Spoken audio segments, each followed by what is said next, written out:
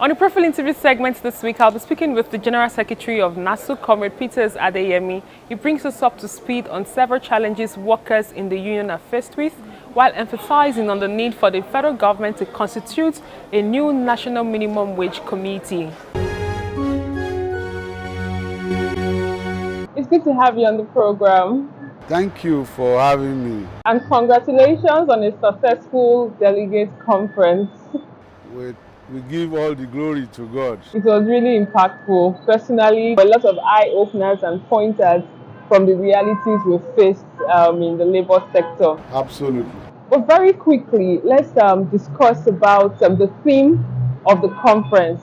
The era of economic crisis, addressing the increasing poverty level of workers.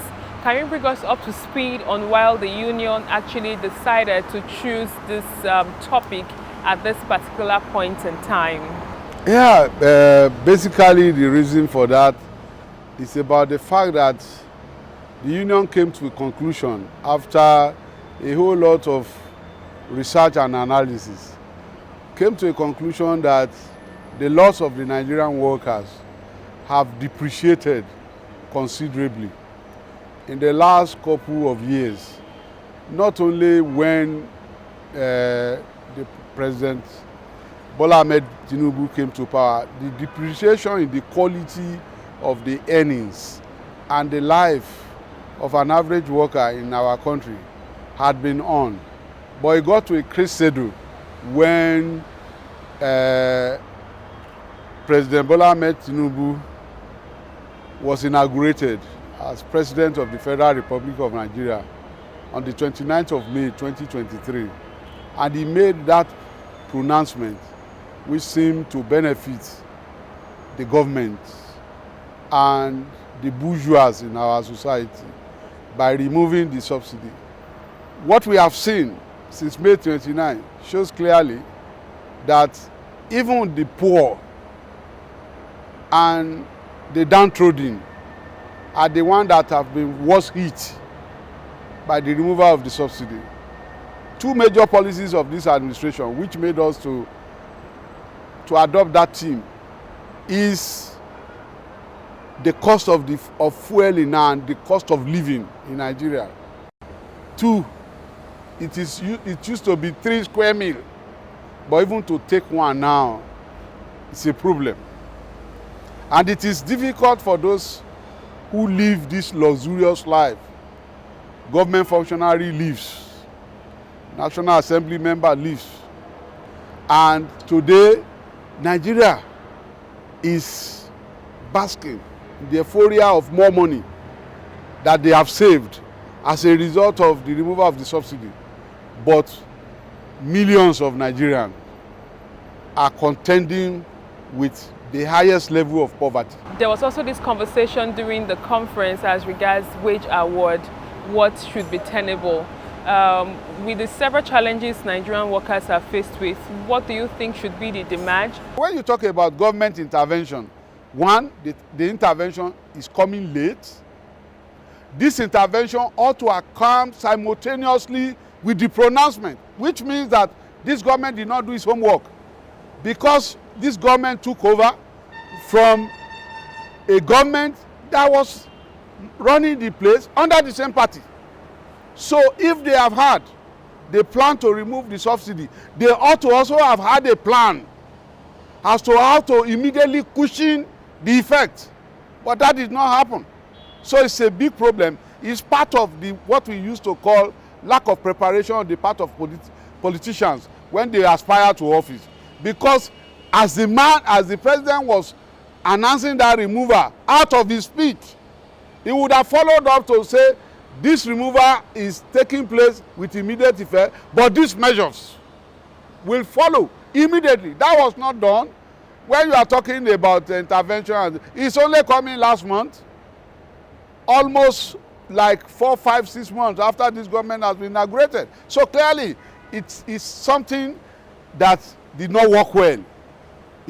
I think there was a deliberate attempt to put Nigerians and Nigerian workers in this suffering before they begin to put up their thinking cap as to how you alleviate the suffering. If you want If you want to remove the subsidy, you know automatically, you are determined, you have campaigned that you are going to remove subsidy. So as you are doing that campaign, you should have put your eggheads in place to also work out what will follow immediately you are removing. Because it's the word of the president is like a military order. The president went out of his speech and just said subsidy is gone. So what follows? What follows immediately? It impacted hardship on Nigerians. And when you talk of 35,000, in an era of this exchange rate, what is 35,000? What does it convert to? What can it buy? Where can it take a worker? So during the conference, the union unanimously and even other stakeholders in the labor sphere agreed that there should be an immediate constitution of the committee to review the national minimum wage. How would you react to this? I thought, my feeling is that even the call is late. The call is late. As we speak, there ought to have been a tripartite committee in place working, rather than talking of second quarter. What happens to the first quarter? What happens to the first quarter? Second quarter means we will have to wait till about June. Second quarter will start around April, May, June. So that minimum wage, their tripartite, ought to have been immediately put in place. And then they would have started work, and then a whole lot of other things would have, cost of living index should have been put into consideration before we begin to even talk of wage award and what is not. For me, I think it's unfortunate that this government is dictating the pace about what to give and what not to give. It's not supposed to be so. The government has imposed this hardship. It should be the place of labor to be the one putting the demands. Because government will always talk to you about affordability. The other day I saw the National Security Advisor lamenting that the previous government finished the whole money of the country. But clearly, what have they done? Is it that those who work under Buhari, can they not be arrested and brought to book? Because it's the whole country that is suffering. So for me, honestly, I tell you, without missing word, some things are not done right. Look, even Mr. President himself had to increase the wage award from 25 to 35,000, which means that even the president is aware that the 25,000, which they call palliative or award to cushion the impact of the removal of the subsidy, is grossly inadequate. What is 25,000? And upon all, the state governments, who are the biggest beneficiary from this subsidy removal, have refused to behave. A preponderance of the states have refused to even pay the palliative. The masses who are badly oppressed, we go to those buses and tear them apart. It's a shame what we see presently. So for the palliative, for me, right now government had paid 1 month, second month is not paid, and the workers are agitating, at least my members. There's a lot of agreements that federal government and various stakeholders have had with NASU over the period of time. There was a conference that NASU held at a time, and the theme of discourse was the need for government to honor collective bargaining agreements. So would you say that the federal government and NASU agreement, which has been ongoing for a while, would you say that there has been conclusion on the prayers that the union have actually had with the federal government? What the state NSC chairman should do, they know what to do. By now, I expect that, because I read that 1 or 2 states have put their state government on notice. Some are supposed to be on action. By now, I expect state chapters of the NLC to hold their governors and possibly shut down those states. Because the governor is going every month to the federation account something, and they collect money, big money. The problem now with the state is not that they don't have money, is that they don't even know how to spend the money, because the money is now coming in billions. And the workers that are supposed to benefit from this are not benefiting. So if workers in each state are suffering and the government has money and they are taking more money, then what will the leaders of the NSC be doing? Our chairman and whatever. It's for them to fight. If they are not ready to fight, then they should resign. Moving forward, you are from the education and associated institution. How would you rate funding of education in the country? How has this impacted on your members, especially with the Japa syndrome, where we have many people leaving the shores of the country to seek greener pasture? Thank you for that question. In fact, when we met with the Minister of Education and we had him talk about the fact that this government is committed to funding education. And then when we left, we heard that Mr. President directed that from the internally generated revenue of our tertiary institution, that they should remit to the federal government cover 40% of that. Then we said this government is a joker.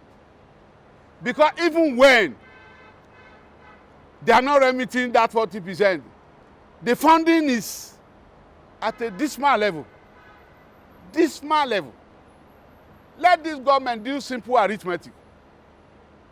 What is it that the institutions required to have stability, to be able to comfort to a certain level the students, to provide infrastructure, to ensure that everything at tertiary institution works, for us to be able to produce quality graduates and to stem the tide of japa or whatever you call it, or brain drain.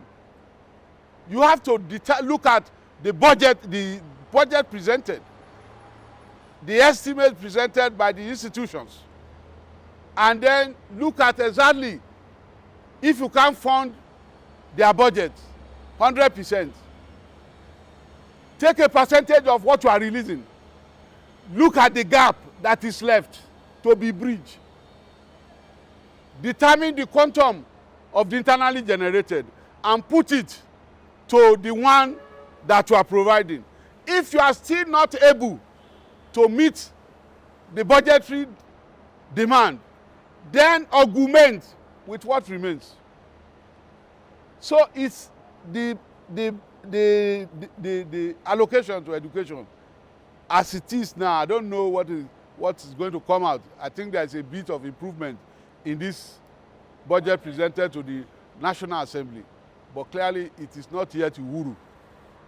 We still need to go further in ensuring that our education is funded adequately. I pity this government because they said they inherit, if I take the words of the National Security Advisor, if I take it seriously, that they inherit a virtually empty covers. But I don't even pity this government, because they are a continuation of the Buhari government. So they must inherit both asset and liability. That's the truth. They have to find a way of covering what the other people stole if they are not ready to expose them. That's the truth. Finally, during the conference, youth unemployment seems to be the order of the day according to some of the speakers, and there are lots of concerns towards ensuring that we have more young people in the workspace. There's also the Japa syndrome, which is the brain drain. How would you say the union is actually reacting to this? As a labor leader, what has been your experience? I think this government should put in place an employment policy, a robust and workable one, not the jaga-jaga that the Buhari government was doing. Because to even stem the tide of insecurity, you have to engage our youth in whichever way. Because I need to commend this government because they are working on the problem of insecurity. But to further that effort, they must make sure that our youth are engaged. If you leave the millions of Nigerian youths unemployed the way they are, then you can't guarantee security because they can be recruited into anything. So let them have a robust employment policy which everybody can see, read and write. And then let us also stop deceiving ourselves by giving employment that we clearly know are not employment. That's what we call we talk about underemployment. You tell people, somebody that you have employed him, you employed a graduate and you are paying him or her 10,000. How will he or she be able to make ends meet? So if you want to create employment, pay those employed well. If you want to assist our unemployed people to be self-employed, that they can also employ people. That a lot of good work is being done by the Bank of Industry on that. So you aid the youth, you aid the unemployment to stand on their own, work on generation of power, so that those who want to go to barbing saloon, hairdressing, and some of these other jobs will have power to do those jobs. And I think if you do that, there's no way government will employ everybody. We will have to look outside government, and then we can get people to be self-employed, and then we'll stem the tide of criminality in our society. And that's all we can take on today's edition of the program. Join us next week for a fresh edition of the show. I am Sharon Ijason. Thanks for watching, and remember that labor creates wealth.